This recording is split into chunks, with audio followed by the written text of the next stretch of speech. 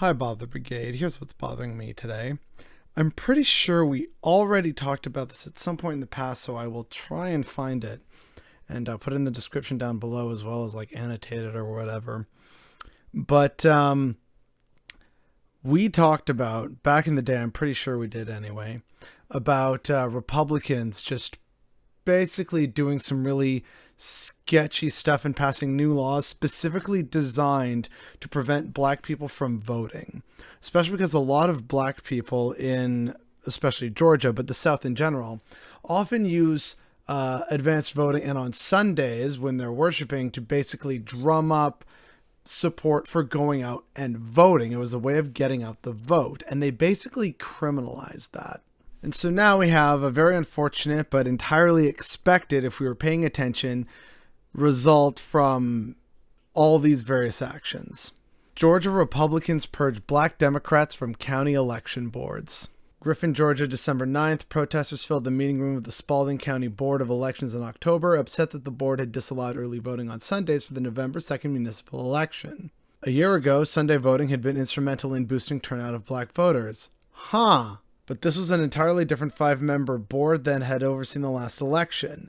The Democratic majority of 3 black women was gone, so was the black election supervisor. Now a faction of 3 white Republicans controlled the board, thanks to a bill passed by the Republican-led Georgia legislature earlier this year. The Spalding Board's new chairman has endorsed former President Donald Trump's false, stolen election claims on social media.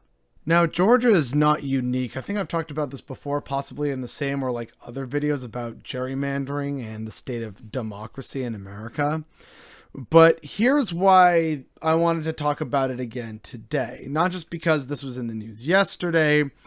It's worth talking about just for that. But this is basically the various Republicans and those, if you want to call them Trump loyalists. This is them ensuring that the next time they try January 6th, it succeeds. Republicans in various states are still endorsing the false narrative that Donald Trump had the election stolen from him, and they're also working overtime to gerrymander districts and take votes away from anyone, blacks, Latinos, Asians. They're also working to just completely remove them from many races, as well as from, let's be honest here, any remote position of power and accountability to challenge what will be an eventual, fascist coup in the near future.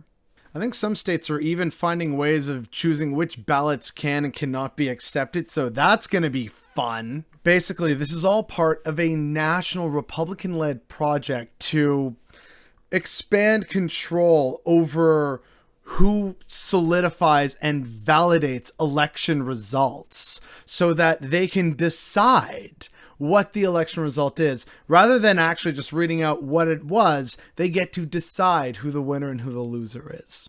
I can't stress enough that democracy is fundamentally dead in America because of all these actions by Republicans across various state legislatures. Like there's Georgia, Texas, Florida, and Arizona. How could I forget Arizona? And Democrats aren't doing nearly as much as they need to be doing in order to stop this or slow it down even. So take this as a warning to not only prepare for the inevitable, so like if you're planning on leaving, better make your plans now, but also how you're going to fight back. Because if the Democrats have no interest in fighting back, it is imperative on the American people that they do. But unfortunately, it's a hell of a hill to climb, especially with all this Republican shit fuckery that is going on. And sure, here's an article about it from Reuters. It's a relatively well-known news organization. But this is not being talked about or recognized nearly as widely as it needs to be. And that is what's bothering me today.